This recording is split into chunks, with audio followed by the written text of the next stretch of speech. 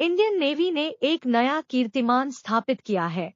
आधी रात को सफल लैंडिंग परीक्षण के बाद मिग-29 के इंडिया का पहला फाइटर जेट बन गया है, जो रात में लैंडिंग किया है। मिग-29 के ने INS विक्रांत पर सफल लैंडिंग किया है।